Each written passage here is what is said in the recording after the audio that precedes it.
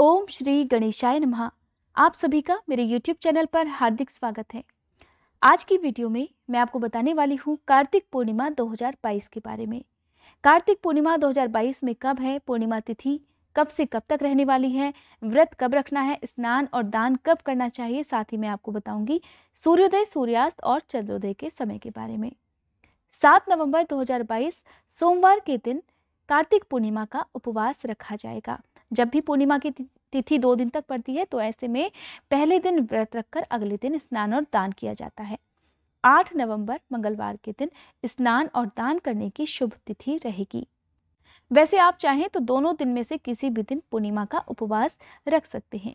कार्तिक पूर्णिमा की तिथि प्रारंभ हो रही है 7 नवंबर की शाम 4:17 से, जिसकी समाप्ति होगी 8 नवंबर की शाम 4:32 पर। पूर्णिमा के दिन पवित्र नदियों में स्नान करने के साथ ही दीपदान और दान का विशेष महत्व है। 7 नवंबर सोमवार को सूर्योदय का समय रहेगा सुबह 6:39, सूर्यास्त का समय रहेगा शाम 5:42 और चंद्रोदय का समय रहेगा शाम 5:06 पर।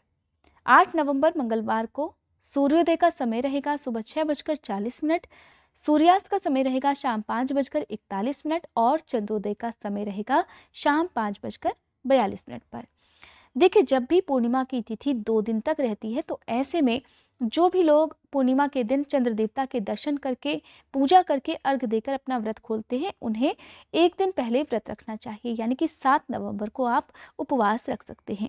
जो लोग उदया तिथि में व्रत रखना शुभ मानते हैं या उदया तिथि के नियमों का पालन करते हैं, उन्हें अगले दिन यानी कि 8 नवंबर को व्रत रखना चाहिए। कहा जाता है कि पूर्णिमा की तिथि पर पवित्र नदियों में सभी देवी देवताओं का वास होता है।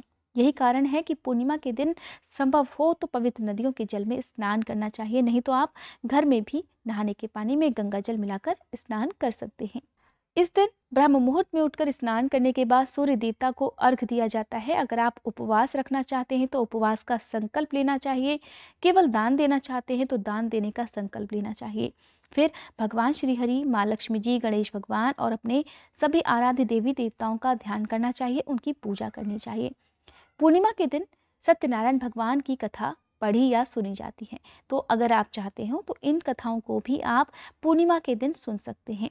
साथ ही सत्यनारायण भगवान का भी व्रत लोग रखते हैं, तो आप पूर्णिमा के एक दिन पहले जो तिथि मैंने आपको बताई उस दिन भी उपवास रख सकते हैं।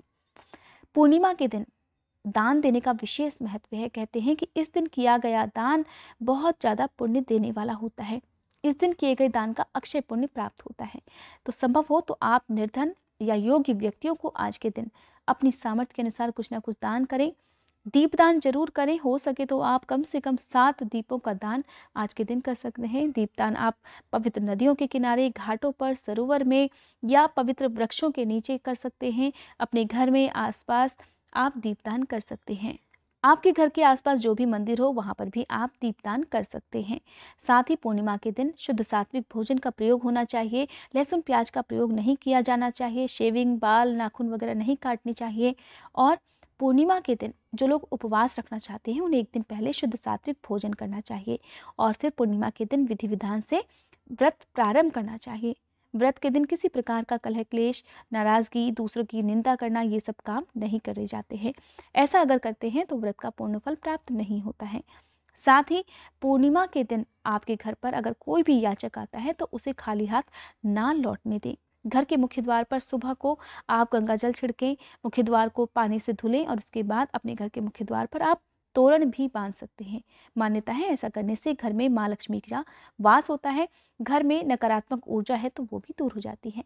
ये थी आज की वीडियो। उम्मीद करती हूँ ये जानकारी आप सभी को पसंद आई होगी।